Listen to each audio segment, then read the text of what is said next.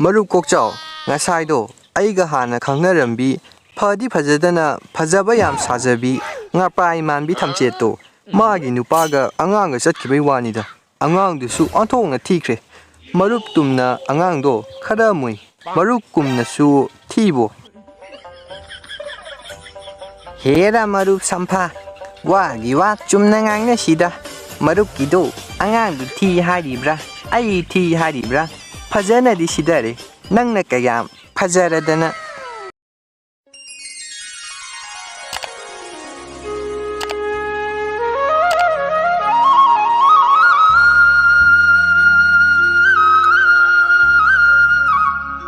Ngarang aina taibung miyoibagi yum tara hena changbabu chana thangnaba amatta phangde haiba TV ama puraklibase tharaga yengi kadaidabu thai jano o le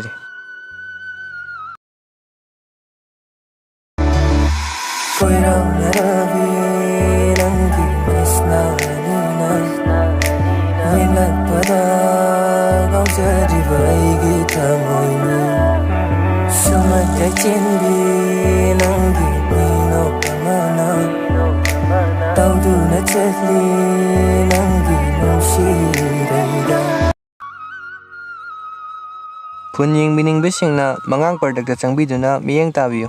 Description dasu link hapcharamge.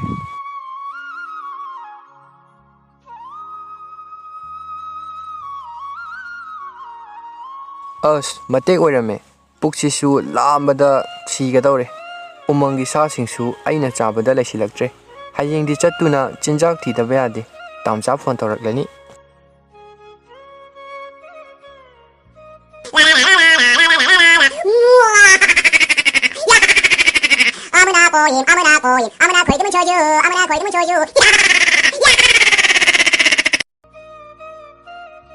Haima, haidingayda tamchadi phone tawrakli. Nuja nangbu sakhenbi, pakhang oiba aigi thamoida natana aina phaidokpada ngairiba thidumdrifau he huran kibi nungsibi. Nangbu uraktaba kumja masing ngasiga tharaga numit yamdana humni di suredo. Karino pukalambasida tahidaba wayamna tarisibo tayongchak ngasidi saga amata phangdre. Hayeng unabada kaino chaba yaba khara thanamu. Nungsibi nanginibu khairabadi chaningbata hayu apambata khallu. Hayeng kauba numiti pakhang oiba aihakna nungsibi nangbu khaurang ngaijaramge ku. Wahai singsi tabada nakongase tarihe. Pukkalamambado loina phakre. Nungsibanagi mayaise onthokna kankredako. Hantakta laisa phajarakpani. Ingaw ngawna hais kanade. Hayeng tamchana ngawnaba losanga tairukige. Khongase chekhairabani. Laisabi khumu thokpi haibado oirabani ba ise.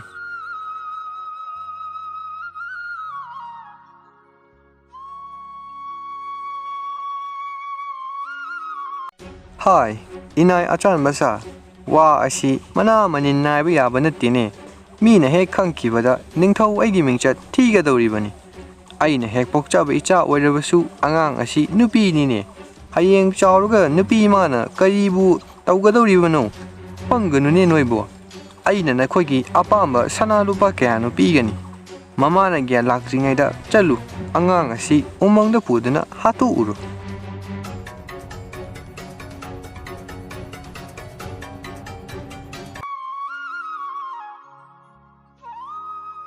Lining thou, aigi ichado, ayam uninge, kadomda putuk pigrabage, ichagi mingse, kadi thonsi haino.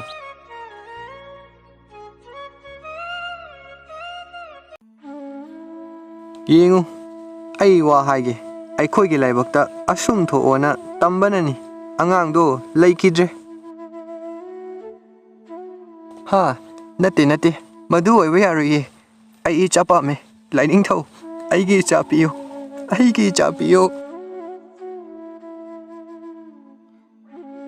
Hai, tabro nangbo. Hagolose. Gen tabro. Ima maibi.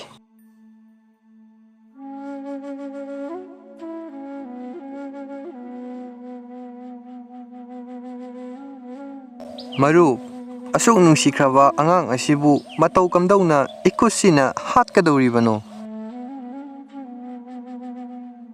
Adune marup, kanagumbadi mamitta icha amata ujage haibafau phangdaba yauribani. Adubu ningthaugi yathangdi hiktok pasaroi. Aikhoina yokke hairabasu ining thongna khanglakpada chairak soidana phangani. Phare angangse mafamsida thanamlasi kanagumba misak amana thengnarabadi yokcharasani sasu amata swaida leiba ude ada hekta thanamlasi.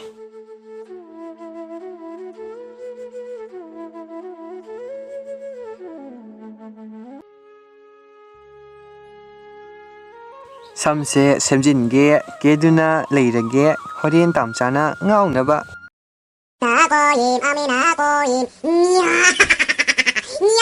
Hello, Tamcha, Labo, I loire, Tamcha ngairamo, lakcherage.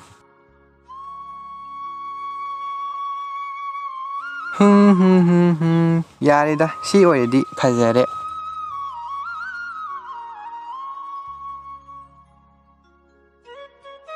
Lakpa kaya kuirage Tamcha, Hema, Hai singse, I giro, us, ID, take the lauriba, sa ama oina, channing nico.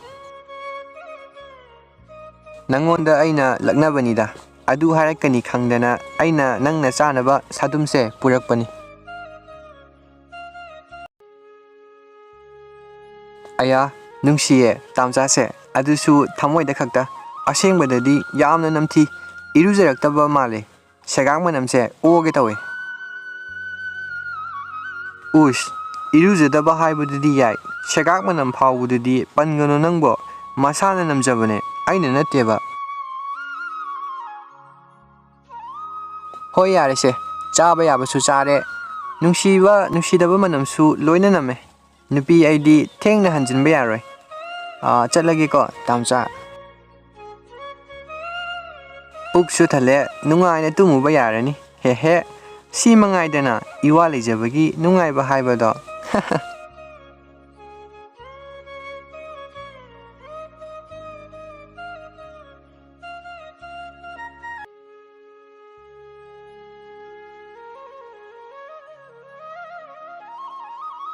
Kai sidi aibuki duna chenkrena, kari sabu chagina lumlam libano. Aina pukalam labadi nangsu tanaduna farga chaba yabani. Nadao yainang. Aita ngaire dawse thibota nelise.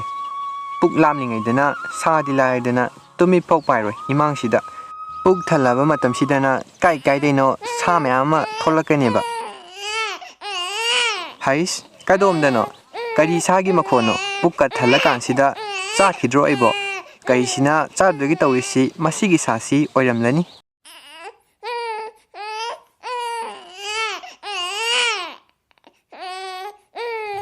Sidi taibang minina angang apipasi mathanda thanam libasibu aigi sinjak oiro hari male hekta chathok lage.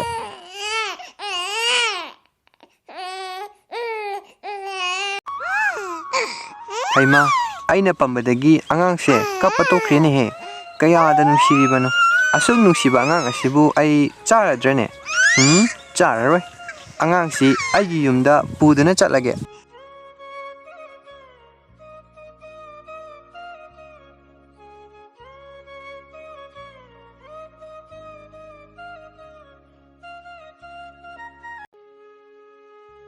Kaido birage ngarang hanbiraktrabadi ining thogi kari aruba thabak leirabage karino mayom amma pubiraklibaduna wa si mi tahan bayaba natine angang singdi kadomda laikre. Haujikta pabung halaktriba kaigino chak lame hairamlaga thangnabagi iche hoida chatkibani angang singa leiramgani adubu mi tahan bayadaba haisibu kaino. Ining thogi ngarang se macha nupi ama phangjabani adubu nupina kaidoruni yokpa ngamloi haina hatoknaba aikhoibu omangda tharibani madugi damak pirakpa seni aina mayom ama puraklibasi karino moi mapana haibiriba wasibo nupi aikhoisibu asuk hanthana khanbiriba karigino nupi aikho yaudena malem ama karamna semgadoribano kanagumba kharana mamitta macha amatabu ujarabadi haina kayada wajariba ngaikho moi mapagi khutmangna angang adubu halamro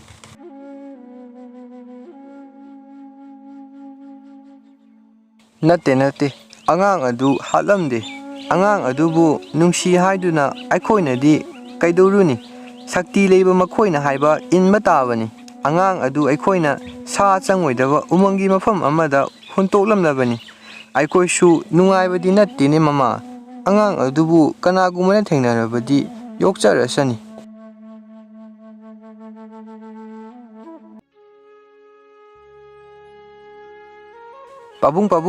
Pabung kaigi ngarang halaktrino Pabung lakpa ngaibada ngarang thenglafau mangonda mamaga changa aikhoi ahom thabangi manganda sanariba yamna nungaiba janingo Pabung shoren sanase ko sanaseba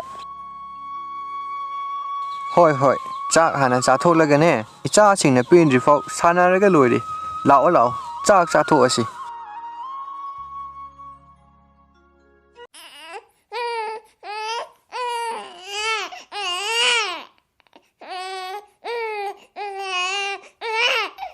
Ibe manangbu kapkanu kaidorage mabukpudi lamlammanine hingchabi aina taibang angang nangbu yoke khalubase aise lalaba janida chathok agesu nungsi mandana chaba ngamdre kanade yumlakta chatlaga sanbi makhom thokpa ama natte thokpi ama yengubana phani ibe ma nang leiramuko ima hais ainauji haikibadubu ima ba as ikai jakreda hera kaigi gaidonoda ibema icha ki pukpi thaknaba ima sanbi amata yengkige icha leiramuko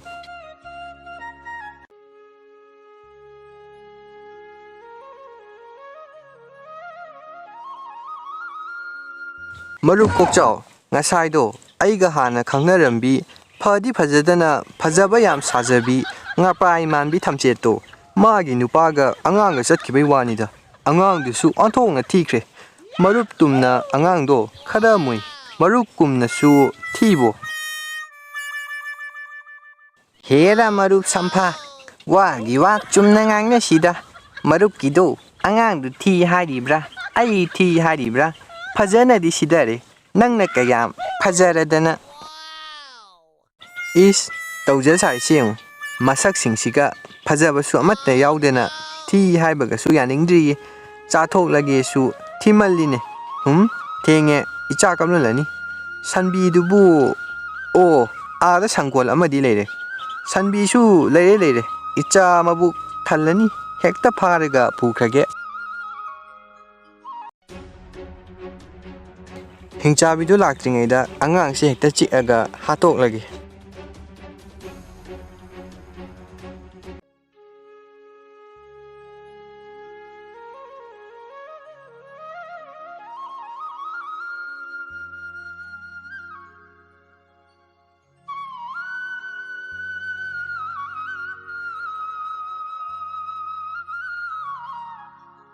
Is he lin muthi kadino nangna angang aduda chikke gasu tawjaba sai amukasu is leiramu nang khangani mache setlaga hat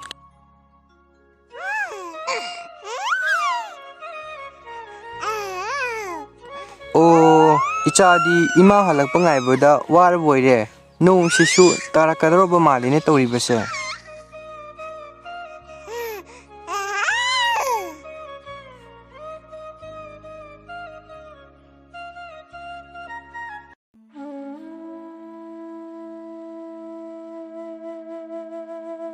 Nungsibi, nangna tawrisibu karino nangna adumna tawraga tamcha nungairamgani khanbro taibang angang adubu nangna karamna yokkadoribano ai nangbu kainaba gamloye hi hu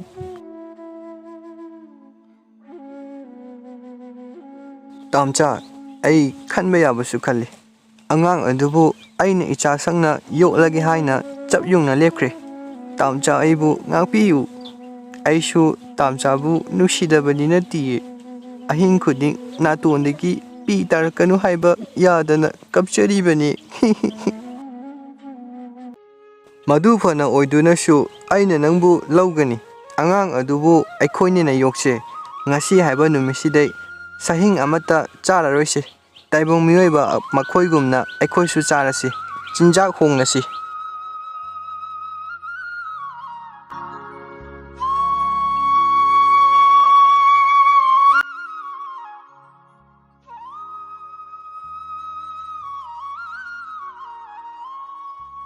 Chingda satpi ingele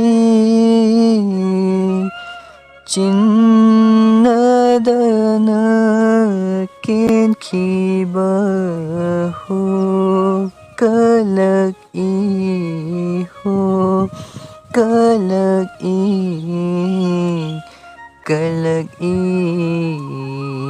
de Aina kende do malang bana humbagi ho ken bani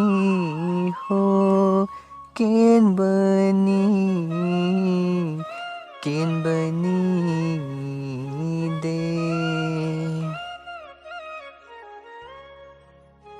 Malang ba aisu kaidaude leirang na leikhog loibagi ho ken bani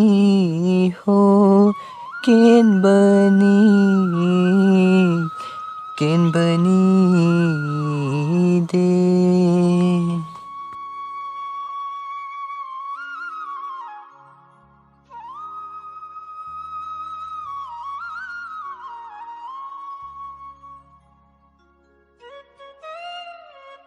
Ai, marup, aada nupi ama mathanta isai saklibase yengmune makhon gase kayada nungsiriba manak changsilaga yengusilaw laiga oiramdana siniko khoi ani umango oire